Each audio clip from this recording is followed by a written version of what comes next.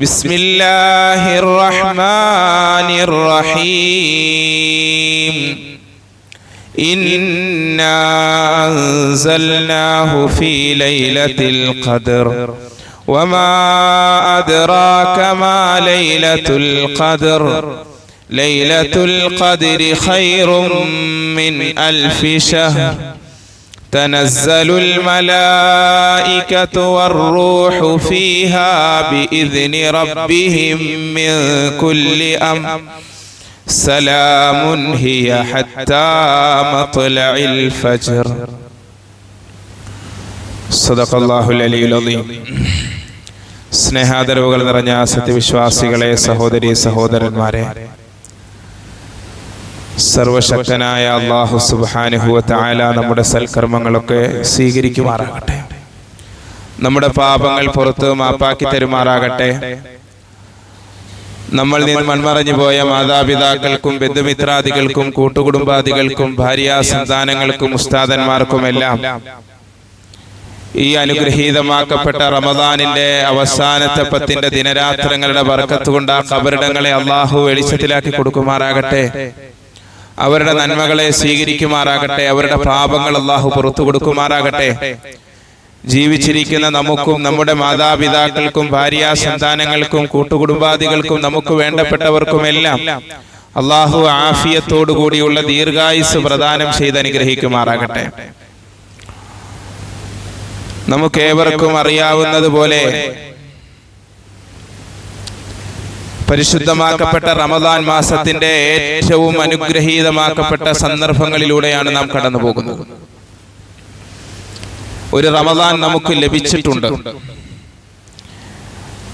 ഇതുപോലെ നമുക്ക് റമദാൻ ലഭിച്ചതുപോലെ റമദാൻ ലഭിക്കാത്ത എത്രയോ മനുഷ്യരുണ്ട്. നമ്മളോടൊപ്പം ഉണ്ടായിരുന്നവർ, റമദാനിന് തൊട്ട് മുമ്പ് വരെ നമ്മളോടൊപ്പം ഉണ്ടായിരുന്ന പലരും ഇന്ന് ഈ രാവിൽ അല്ലെങ്കിൽ ഈ പകലിൽ നമ്മളോടൊപ്പം ഇല്ല. അവിടെയാണ് പരിശുദ്ധമായ റമദാൻ അല്ലാഹു സുബ്ഹാനഹു വ തആല നമുക്ക് നൽകിയിട്ട് ഞാനും നിങ്ങളും ഏത് രൂപത്തിലാണ് ആ റമദാനിനെ വരവേറ്റത് എന്ന്, റമദാനിനെ പ്രയോജനപ്പെടുത്തിയത് എന്ന്, നമ്മുടെ ജീവിതത്തിന്റെ വളരെ നിർണായകമായ ചുവടുവെപ്പുകൾക്ക് ഈ റമദാനിനെ പ്രചോദനമാക്കിയത് എന്ന് ചിന്തിക്കേണ്ട, ആലോചിക്കേണ്ട ഒരു സന്ദർഭമാണ്. പ്രത്യേകിച്ച്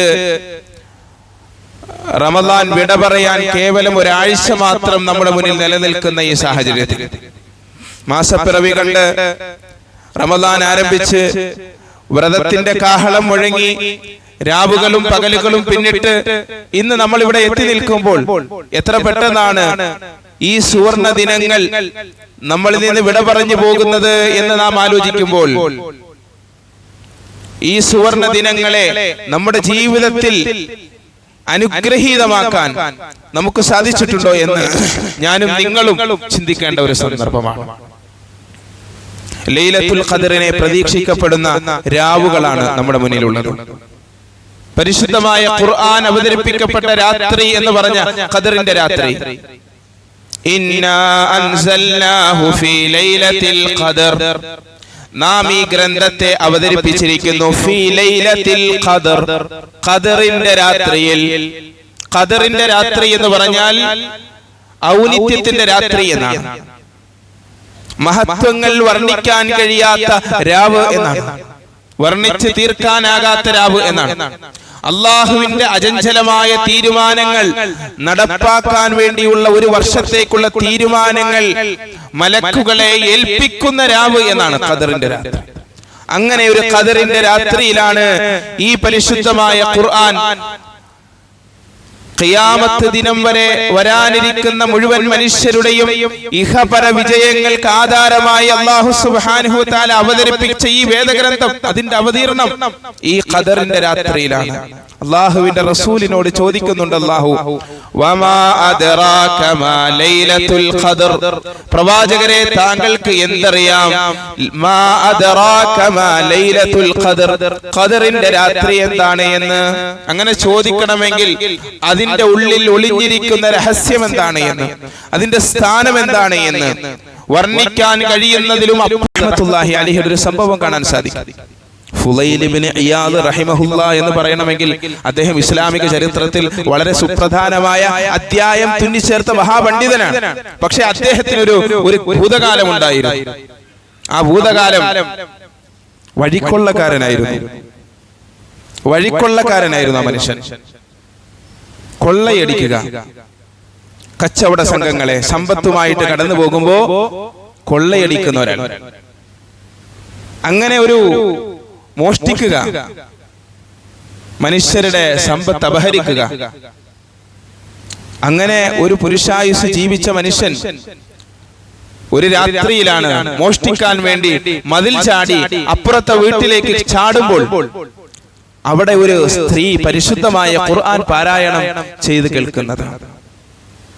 ആ പാരായണം ഇങ്ങനെയാണ്: അലം യഅനി ലില്ലദീന ആമനൂ അൻ തഖ്ശഅ ഖുലൂബുഹും ലിദിക്രില്ലാഹ് വമാ നസല മിനൽ ഹഖ് വഅലം യഅനി ലില്ലദീന ആമനൂ, വിശ്വാസികൾക്ക് സമയമായില്ലയോ അൻ തഖ്ശഅ ഖുലൂബുഹും ലിദിക്രില്ലാഹ്, അല്ലാഹുവിനെ സ്മരിക്കുന്നതിന് വേണ്ടി ഹൃദയങ്ങൾ കീഴടങ്ങുവാൻ, അല്ലാഹുവിനെ സ്മരിക്കുന്നതിന് വേണ്ടി ഹൃദയങ്ങൾ കീഴടങ്ങുവാൻ സത്യവിശ്വാസികൾക്ക് സമയമായില്ലയോ?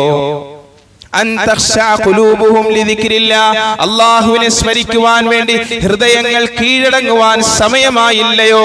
ചോദ്യം. ഈ ആയത്ത് നമ്മൾ എത്ര ഓതിയിട്ടുണ്ട്, നമ്മൾ എത്ര കേട്ടിട്ടുണ്ട്? ഹഖുമായി അവതരിപ്പിക്കപ്പെട്ട വേദഗ്രന്ഥത്തിന്റെ വചനങ്ങൾ ഒന്ന് കേൾക്കാനുള്ള മനസ്സ് സമയമായില്ലേ? മോഷ്ടാവ് മോഷ്ടിക്കാൻ ഇറങ്ങുന്ന വേളയിൽ കേൾക്കുന്ന ഈ ഒരു ആയത്ത്, ഈ ഒരു നിമിഷമാണ് ഫുളൈൽ ഇബ്നു ഇയാദ് എന്ന് പറയുന്ന ചരിത്ര പുരുഷനെ നിർമ്മിച്ചത് എന്ന് കാണാൻ സാധിക്കും. അന്ന് അവിടെ വെച്ച് അദ്ദേഹം പറഞ്ഞു, അൽ ആൻ ഖദ് ആൻ, ഇപ്പോൾ സമയമായിരിക്കുന്നു എന്ന്.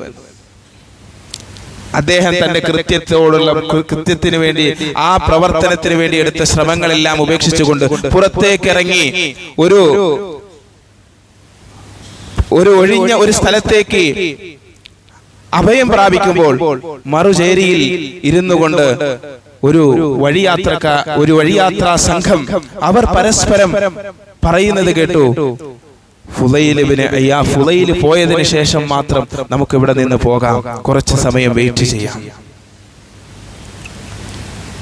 ഹൃദയങ്ങൾ പരിവർത്തിപ്പിക്കപ്പെട്ട, മനസ്സുകൾ മാറിയ പടച്ചവനെ, എന്റെ മനസ്സുകൾ മാറി, എന്റെ ജീവിതം മാറി, പക്ഷെ എന്നെ മനുഷ്യർ പേടിക്കുന്നുവല്ലോ. പശ്ചാത്താപത്തോടുകൂടി ഫുളൈൽ ഇബ്നു ഇയാദ് യാത്രാ സംഘത്തിന്റെ മുന്നിൽ പ്രത്യക്ഷപ്പെട്ടു. പശ്ചാത്തപിച്ചു മടങ്ങി. ഒരു നിമിഷം കൊണ്ടാണ്, ഒരൊറ്റ ചോദ്യം കൊണ്ടാണ്. അലം യഅനി ലില്ലദീന ആമനൂ അൻ തഖ്ശഅ ഖുലൂബുഹും ലിദിക്രില്ലാഹി വമാ നസല മിനൽ ഹഖ്. അല്ലയോ സത്യവിശ്വാസികൾക്ക് സമയമായില്ലയോ അൻ തഖ്ശഅ ഖുലൂബുഹും ലിദിക്രില്ലാഹ്, അല്ലാഹുവിന്റെ സ്മരണയ്ക്ക് വേണ്ടി ഹൃദയങ്ങളെ കീഴ്പ്പെടുത്താൻ, ആ വിളി കേൾക്കാനുള്ള മനസ്സുണ്ടായി എന്ന് പറയുന്നത്. ഇങ്ങനെയുള്ള ഖദറിന്റെ രാത്രി അങ്ങനെ ഒരു വിളിയാണ്. ആ വിളി കേൾക്കാൻ എനിക്കും നിങ്ങൾക്കും കഴിയണം. അവരാണ് ഖദറിന്റെ രാത്രിയെ പ്രയോജനപ്പെടുത്തുന്നത്. അവരുടെ ശ്രവണപുടങ്ങൾ, അവരുടെ കാഴ്ചകൾ, അവരുടെ മനസ്സുകൾ തുറന്നിരിക്കുകയാണ്. അല്ലാഹു മനസ്സിലാക്കാൻ തൗഫീഖ് നൽകി അനുഗ്രഹിക്കുമാറാകട്ടെ. ഈ ഖദറിന്റെ രാത്രിയെ ശരിയായ രൂപത്തിൽ പ്രയോജനപ്പെടുത്താൻ നമുക്ക് തൗഫീഖ് നൽകി അനുഗ്രഹിക്കുമാറാകട്ടെ. പ്രിയമുള്ളവരെ, എത്രയോ മനുഷ്യർ 100 വർഷം 110 വയസ്സുവരെയൊക്കെ ജീവിച്ച ആളുകളില്ലേ, 80 വയസ്സുവരെ ജീവിച്ച ആളുകളില്ലേ? ആ മനുഷ്യരെ കൊണ്ട് എന്താണ് പ്രയോജനമുണ്ടായത് ഇത്രയും കാലഘട്ടം ഈ ഭൂമിയിൽ ജീവിച്ചിട്ട്? എന്നാൽ ചില ആളുകൾ 30 വയസ്സ്, 35 വയസ്സ്, 40 വയസ്സുവരെയൊക്കെ ജീവിച്ചിട്ട് 1000 വർഷത്തെ സംഭാവനകൾ ചെയ്ത ഇസ്ലാമിന്റെ ചരിത്ര പുരുഷന്മാരെ ഇന്ന് നമ്മൾ അനുസ്മരിക്കുന്ന പല ആളുകളും ഇമാം ഷാഫിഈ റഹ്മത്തുള്ളാഹി അലൈഹി, ഷാഫിഈ മദ്ഹബ്, നമ്മുടെ കേരളത്തിന്റെ ബഹുഭൂരിഭാഗം മഹല്ലുകളും അനുഗമിക്കുന്ന ഷാഫിഈ മദ്ഹബിന്റെ ഇമാം ഷാഫിഈ റഹ്മത്തുള്ളാഹി അലൈഹി വെറും 55 വയസ്സ് വരെയാണ് ജീവിച്ചത്. 55 വയസ്സ്. പക്ഷെ ആ 55 വയസ്സുകൊണ്ട് ലോകത്തിന്റെ നാനാഭാഗങ്ങളിൽ അദ്ദേഹത്തിന്റെ മദ്ഹബ്, അദ്ദേഹത്തിന്റെ വിശദീകരണം കേട്ട് പരിശുദ്ധമായ ഇസ്ലാമിന്റെ അനുഷ്ഠാനങ്ങൾ നിർവഹിക്കുന്ന വലിയൊരു സമൂഹം രൂപപ്പെട്ടു. കഴിഞ്ഞ യാത്രയിൽ ഒരു മഹാനെ, ഹനഫി മദ്ഹബിൽപ്പെട്ട ഒരു മഹാനെ കണ്ടുമുട്ടി. നമുക്കറിയാം നോർത്ത് ഇന്ത്യയിലൊക്കെ ഹനഫി മദ്ഹബാണ്. അദ്ദേഹം ഹനഫി മദ്ഹബിന്റെ കൂട്ടത്തിൽ ഞാൻ ഷാഫിഈയാണ് എന്നറിഞ്ഞപ്പോൾ അദ്ദേഹം ഇമാം ഷാഫിഈയുമായി ബന്ധപ്പെട്ട ഒരു വിഷയം പറഞ്ഞു. 4 മദ്ഹബിന്റെ ഇമാമുകളിൽ ഏറ്റവും പ്രായം കുറവുള്ള ഇമാമാണ് ഇമാം ഷാഫിഈ റഹ്മത്തുള്ളാഹി അലൈഹി. ഇമാം മാലിക്കിന്റെ എങ്ങാനും ഇമാം അബൂ ഹനീഫയുടെ എങ്ങാനും റഹിമഹുല്ലാഹ് അവരുടെ എങ്ങാനും കാലഘട്ടം വരെ അദ്ദേഹം ജീവിച്ചിരുന്നിരുന്നുവെങ്കിൽ ലോകം മുഴുവനും ഷാഫിഈ മദ്ഹബാകുമായിരുന്നു. വെറും 55 വയസ്സുകൊണ്ട് എന്ന് പറയുന്നത് നോർത്ത് ഇന്ത്യയിലെ പ്രമുഖനായ ഒരു ഹനഫി പണ്ഡിതനാണ്. ഒരു ചുരുങ്ങിയ കാലം, പക്ഷെ ആ ചുരുങ്ങിയ കാലം ലോകത്തിന്റെ മനുഷ്യരുടെ മനസ്സുകളിലേക്ക് എങ്ങനെയാണ് എത്തിച്ചത്? 63 വർഷം കൊണ്ടാണല്ലോ മുഹമ്മദ് റസൂലുള്ളാഹി സ്വല്ലല്ലാഹു അലൈഹി വസല്ലം തങ്ങളുടെ ജീവിതം. അതിൽ 23 വർഷമാണല്ലോ പ്രവാചകത്വം. ആ 23 വർഷമല്ലേ പ്രവാചകനെ നിർമ്മിച്ചത് സല്ലല്ലാഹു അലൈഹി വസല്ലം. ആ പ്രവാചകനെയല്ലേ നമ്മൾ അഷ്ഹദു അന്ന മുഹമ്മദർ റസൂലുള്ളാഹി എന്ന് പറയുന്നത്. ഒരു ജീവിതത്തിന്റെ നിയോഗം എങ്ങനെയാണ് സാക്ഷാത്കരിക്കപ്പെടുന്നത്? ചുരുങ്ങിയ കാലഘട്ടം കൊണ്ട്. അത് പഠിപ്പിക്കുകയാണ്. നമുക്കുമില്ലേ ജീവിതം? നമുക്കുമില്ലേ ജീവിതത്തിന്റെ നിയോഗങ്ങൾ? ആ നിയോഗങ്ങളെ നാം എങ്ങനെ സാക്ഷാത്കരിക്കുന്നു? എത്ര ആത്മാർത്ഥമായി നമുക്ക് നൽകപ്പെട്ട സമയങ്ങളെ വിനിയോഗിക്കുന്നു എന്നുള്ളത് ഖദറിന്റെ രാത്രി നമുക്ക് നൽകുന്ന ഏറ്റവും അമൂല്യമായ പാഠമാണ്. ഒരു രാത്രി കൊണ്ട് ഇത്ര പുണ്യങ്ങൾ നേടാമെങ്കിൽ ഒരായുസ് നൽകപ്പെടുന്ന മനുഷ്യ, അവലം നുഅമ്മിർകും മാ യതദക്കറു ഫീഹി മൻ തദക്കറ വജാഅകുമുൻ നദീർ, നാം നിങ്ങൾക്ക് ഒരായുസ് കാലം തന്നില്ലയോ? അല്ലാഹുവിനെ സ്മരിക്കാൻ നീ എന്തിനാണ് ഈ ഭൂമിയിലേക്ക് നിയോഗിക്കപ്പെട്ടത് എന്ന നിയോഗം മനസ്സിലാക്കാനും ഒക്കെ എത്രയെത്ര മുന്നറിയിപ്പുകാർ, എത്രയെത്ര ശബ്ദങ്ങൾ, എത്രയെത്ര ഒച്ചകൾ, എത്രയെത്ര സിഗ്നലുകൾ ശരിയായ ലക്ഷ്യത്തിലേക്ക് തിരിയാൻ നമ്മളുടെ ശ്രവണപുടങ്ങളെ തേടിയെത്തിയിട്ടുണ്ട് എന്നുള്ളത്. അതുകൊണ്ട് പ്രിയമുള്ളവരെ, ഖദറിന്റെ രാത്രിയിൽ നാം മനസ്സിലാക്കേണ്ട ഒന്നാമത്തെ വിഷയം അതാണ്, സമയത്തിന്റെ മൂല്യമാണ്. ഓരോ സെക്കൻഡുകളും ഓരോ നിമിഷങ്ങളും അത് പാഴാക്കാനുള്ളതല്ല. രണ്ടാമത്തത് തർക്കങ്ങൾ ഒഴിവാക്കുക എന്ന് പറയുന്നതാണ്. അനാവശ്യമായ തർക്ക വിതർക്കങ്ങളിൽ നമ്മൾ ഏർപ്പെടാൻ പാടില്ല. അനാവശ്യമായ തർക്ക വിതർക്കങ്ങളിൽ നാം ഏർപ്പെടാൻ പാടില്ല. റസൂലുള്ളാഹി സ്വല്ലല്ലാഹു അലൈഹി വസല്ലമ തങ്ങൾ ഖദറിന്റെ രാത്രി കൃത്യമായി ഏത് ദിവസമാണ് എന്ന് സഹാബാക്കൾക്ക് പറഞ്ഞു കൊടുക്കുവാൻ വേണ്ടി നബി തങ്ങൾ സല്ലല്ലാഹു അലൈഹി വസല്ലമ തങ്ങൾ മസ്ജിദിലേക്ക് റൂമിൽ നിന്ന് ഇറങ്ങി വരുന്ന വേളയിൽ ചില ആളുകൾ അവിടെ ഇരുന്നു കൊണ്ട് പരസ്പരം തർക്കത്തിൽ ഏർപ്പെടുകയാണ്. നബി തങ്ങൾ സല്ലല്ലാഹു അലൈഹി വസല്ലമ തങ്ങൾ പറഞ്ഞു, ഞാൻ ഖദറിന്റെ രാത്രി എന്നാണ് എന്ന് അറിയിക്കുവാൻ വേണ്ടിയിട്ടാണ് നിങ്ങളിലേക്ക് പ്രത്യക്ഷപ്പെട്ടത്. പക്ഷേ 2 ആളുകൾ പരസ്പരം തർക്കിച്ചു കൊണ്ടിരുന്നത് കൊണ്ട് ആ അറിവ് ഉയർത്തപ്പെട്ടിരിക്കുന്നു എന്നുള്ളതാണ്. അതുകൊണ്ട് അനാവശ്യമായ തർക്കങ്ങളിൽ ഏർപ്പെടുന്നത് ഖദറിന്റെ രാത്രിയിൽ നമുക്ക് ലഭിക്കേണ്ട സൗഭാഗ്യങ്ങൾ തടയപ്പെടാൻ കാരണമായി തീരും. അനാവശ്യമായ തർക്ക വിതർക്കങ്ങളിൽ ഏർപ്പെടേണ്ടതില്ല. വഴക്കുകളിൽ, പ്രശ്നങ്ങളിൽ ഏർപ്പെടാൻ പാടില്ല. മൻ തറക്കൽ മിറാഅ വഹുവ മുഹിഖുൻ, ഒരാളുടെ ഭാഗത്ത് ന്യായമുണ്ട്, അയാൾക്ക് പറഞ്ഞു ജയിക്കാൻ കഴിയും, എന്നിട്ടും അയാൾ തർക്കം ഉപേക്ഷിക്കുന്നുണ്ട് എങ്കിൽ റസൂലുള്ളാഹി സ്വല്ലല്ലാഹു അലൈഹി വസല്ലമ തങ്ങൾ പറഞ്ഞു, സ്വർഗ്ഗത്തിന്റെ മധ്യത്തിൽ അല്ലാഹു അവന് ഒരു ഭവനം നൽകുമെന്ന് ഞാൻ ഉറപ്പ് നൽകുന്നു എന്ന് റസൂലുള്ളാഹി. ന്യായം നമ്മുടെ ഭാഗത്താണെങ്കിലും ചിലപ്പോൾ പല തർക്കങ്ങളും രൂപപ്പെടുന്നത് അനാവശ്യമായ അമർഷങ്ങളിൽ നിന്നാണ്, പ്രകോപനങ്ങൾ സൃഷ്ടിക്കാൻ വേണ്ടിയിട്ടാണ്. അവിടെ നമ്മൾ സംയമനം പാലിക്കുന്നത്, അവിടെ നമ്മൾ മൗനം അവലംബിക്കുന്നത്, ആ തർക്കത്തിന് വേണ്ടിയിട്ടുള്ള ഇന്ധനം നമ്മളെ ഒഴിച്ചു കൊടുക്കാതിരിക്കുന്നത് നമ്മൾക്ക് നൽകുന്ന സമാധാനമാണത്. സലാമുൻ ഹിയ ഹത്താ മത്ലഇൽ ഫജ്ർ, സലാമുൻ ശാന്തിയാണ്, സമാധാനമാണ്. അത് ഇത്തരം തർക്ക വിതർക്കങ്ങളിൽ നിന്ന് മാറി നിൽക്കുന്നതിലൂടെയാണ് നേടാൻ സാധിക്കുക എന്നുള്ളത്. ശക്തമായ ഒരു തീരുമാനം ഈ ഖദറിന്റെ രാത്രി നമ്മൾ എടുക്കേണ്ടത്. അനാവശ്യമായ തർക്ക വിതർക്കങ്ങളിൽ, അത് വ്യക്തിപരമായ കാര്യങ്ങളാകാം, കുടുംബപരമായ വിഷയങ്ങളിലാകാം, സംഘടനാപരമായ വിഷയങ്ങളാകാം, മതപരമായ വിഷയങ്ങളാകാം, രാഷ്ട്രീയമാകാം. വാട്സപ്പും ഫേസ്ബുക്കും ഒക്കെ ഉപയോഗിക്കുമ്പോൾ നമ്മുടെ വാക്കുകൾ മറ്റുള്ളവരെ മുറിവേൽപ്പിക്കുന്ന രൂപത്തിലാകാതിരിക്കുക എന്ന് പറയുന്നത്. സോഷ്യൽ മീഡിയ സൃഷ്ടിക്കുന്ന വലിയൊരു തർക്കങ്ങളുടെ ലോകത്ത് നമ്മൾ കൊണ്ട് തലവെച്ചു കൊടുക്കാതിരിക്കുക എന്ന് പറയുന്നത്, അതിൽ നമ്മുടെ വാക്കുകളും പ്രവർത്തനങ്ങളും ഉണ്ടാകാതിരിക്കുക എന്ന് പറയുന്നത്. അതുകൊണ്ടാണ് മൗനം എന്ന് പറയുന്നത് സ്വർണമാണ് എന്ന് പറയുന്നത്. ചില സമയത്ത് സംസാരിക്കൽ വെള്ളിയാണെങ്കിൽ മൗനം സ്വർണമാണ് എന്ന് പറയുന്നത്. ഖൈർ മൗനത്തിലാണ്, സംയമനത്തിലാണ്. ഇത് ഖദറിന്റെ രാത്രിയിൽ വിശ്വാസികൾ പഠിച്ചെടുക്കേണ്ട വിഷയമാണ് എന്നുള്ളതാണ് റസൂലുള്ളാഹി സ്വല്ലല്ലാഹു അലൈഹി വസല്ലം തങ്ങൾ നമ്മളോട് പറയുന്നത്. അതുകൊണ്ട് പ്രിയമുള്ളവരെ, അനാവശ്യമായ തർക്കങ്ങളിൽ നമ്മുടെ എനർജി നമ്മൾ നഷ്ടപ്പെടുത്തരുത്, നമ്മുടെ ഊർജം നമ്മൾ നഷ്ടപ്പെടുത്തരുത്. മൂന്നാമത്തെ വിഷയം, അള്ളാഹുവിന്റെ തീരുമാനങ്ങൾക്ക് മുമ്പിൽ നമ്മുടെ ശിരസ്സുകളെ വിധേയപ്പെടുത്തുക എന്ന് പറയുന്നതാണ്. ജീവിതം എപ്പോഴും ഒരേ രൂപത്തിൽ സഞ്ചരിക്കുന്നതല്ല.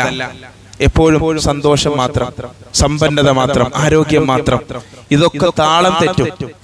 അപ്പോഴാണല്ലോ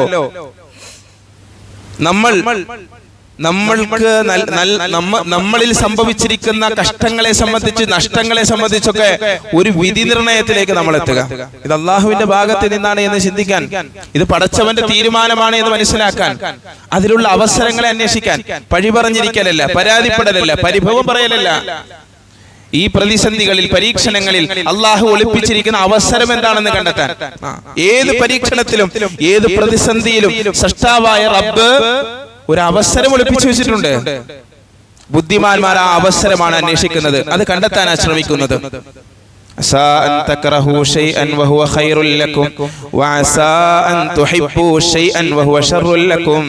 നിങ്ങൾ ഒരു കാര്യത്തെ വെറുത്തേക്കാം, ഇഷ്ടമില്ല, അത് വരരുത്. വന്നാൽ തന്നെ എങ്ങനെങ്കിലും അതിൽ നിന്ന് അതിൽ നിങ്ങൾക്ക് ഖൈർ ഉണ്ടായിരിക്കെ,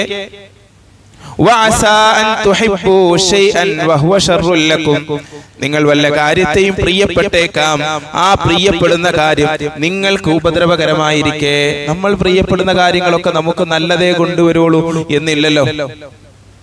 നമ്മൾ അനിഷ്ടകരമായി മാറ്റിവെക്കുന്ന പല കാര്യങ്ങളും നമുക്ക് അതിൽ ഖൈറില്ല എന്ന് ആര് കണ്ടു? അതുകൊണ്ട് ജീവിതത്തിൽ ചില ഏറ്റക്കുറച്ചിലുകൾ സംഭവിക്കും. ഒരു തുന്നൽക്കാരൻ വസ്ത്രം നെയ്തെടുക്കുന്നതിന് മുമ്പ് ആ വസ്ത്രത്തെ പല കഷ്ടങ്ങളിലായി മുറിച്ചിടുന്നത് കാണുമ്പോൾ, ഞാൻ ഇത്രയും വില കൊടുത്ത് മേടിച്ച ഈ വസ്ത്രം നോക്കിക്കുക, അയാൾ എത്ര കഷ്ണമായി എങ്ങനെയെല്ലാം മുറിച്ചിട്ടിരിക്കുന്നു. പക്ഷെ ആ തുന്നൽക്കാരന്റെ മനസ്സിലുള്ളത് ഒരു മനോഹരമായ വസ്ത്രമാണ്, ഒരു ഡിസൈനാണ്.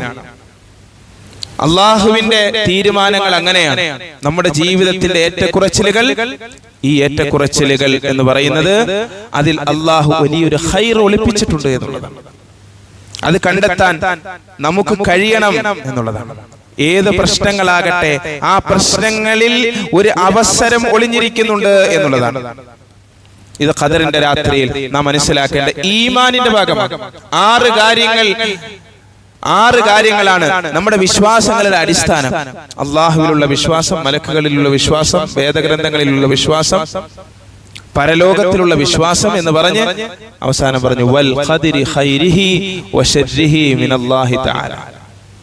ജീവിതത്തിൽ സംഭവിക്കുന്ന പോസിറ്റീവും നെഗറ്റീവുമായ ഏത് കാര്യങ്ങളാകട്ടെ എല്ലാം അള്ളാഹുവിൽ നിന്നാണ് എന്ന് ഒരു മുഅ്മിൻ ഉറച്ചു വിശ്വസിക്കുന്നിടത്ത് ഈമാനിനേക്കാളും മുന്നോട്ട് പോകാൻ കരുത്തേകുന്ന എന്ത് ആത്മീയമായ ശക്തിയാണുള്ളത്.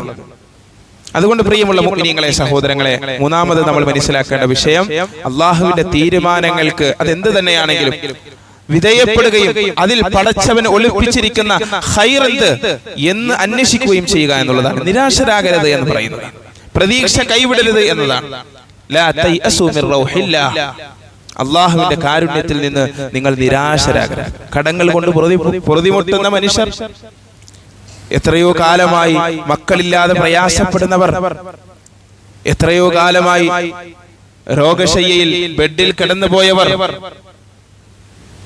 വിവാഹപ്രായമെത്തിയിട്ടും വിവാഹം നടക്കാതെ ബുദ്ധിമുട്ടുന്നവർ, ഇങ്ങനെ നമ്മളുടെ ജീവിതത്തിൽ ഉണ്ടായ പല നഷ്ടകഷ്ടങ്ങളുടെയും കണക്കെടുത്താൽ അവിടെ അള്ളാഹു ഒളിപ്പിച്ചിരിക്കുന്ന ചില ഖൈറുകൾ, ചിലപ്പോൾ നമ്മൾ അനുഭവിച്ചുകൊണ്ടിരിക്കുന്ന പല സൗഭാഗ്യങ്ങൾക്കും ഈ പരീക്ഷണം കാരണമായതായി നമുക്ക് കാണാൻ സാധിക്കുമെന്നുള്ളതാണ്. നാലാമതായി നമുക്ക് കാണാൻ സാധിക്കും, ഖദറിന്റെ രാത്രിയിൽ നാം മനസ്സിലാക്കേണ്ട വിഷയം സ്ഥിരമായി നമ്മൾ ചെയ്യുക എന്ന് പറയുന്നത്. അത് ചെറുതാണെങ്കിലും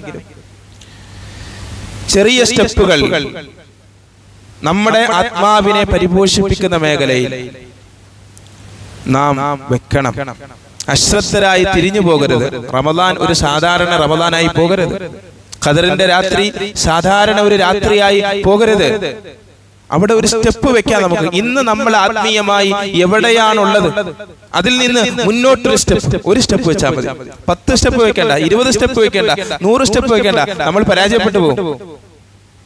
ഒരു സ്റ്റെപ്പ് അത് സ്ഥിരമാക്കുക. അതിനുശേഷം അടുത്ത സ്റ്റെപ്പ്. ആദരവായ റസൂലുള്ളാഹി സ്വല്ലല്ലാഹു അലൈഹി വസല്ലമ തങ്ങൾ പറയുന്നു, ഖൈറുൽ അഅമാലി മാ ഖല്ല വദാവമ അലൈഹി സാഹിബുഹാ. ഏറ്റവും ശ്രേഷ്ഠമായ അമൽ എന്താണെന്നറിയോ? തുടങ്ങിയിട്ട് നിർത്തിക്കളയുന്ന പരിപാടിയല്ല, മറിച്ച് ഖൈറുൽ അഅമാൽ, അമലുകളിൽ ഏറ്റവും ഉന്നതമായത് മാ ഖല്ല, അത് ചെറുതാണെങ്കിലും വദാവമ അലൈഹി സാഹിബുഹാ, അത് നിത്യമായി ചെയ്യുന്നതാണ്. റമദാൻ മാസം നമുക്ക് ഈമാനിന്റെ മാധുര്യം നമ്മുടെ ഖൽബിൽ അവശേഷിക്കുന്നത് കൊണ്ടാണ് മസ്ജിദുകളിൽ സഫുകൾ വലുതായത്, എണ്ണം കൂടിയത്.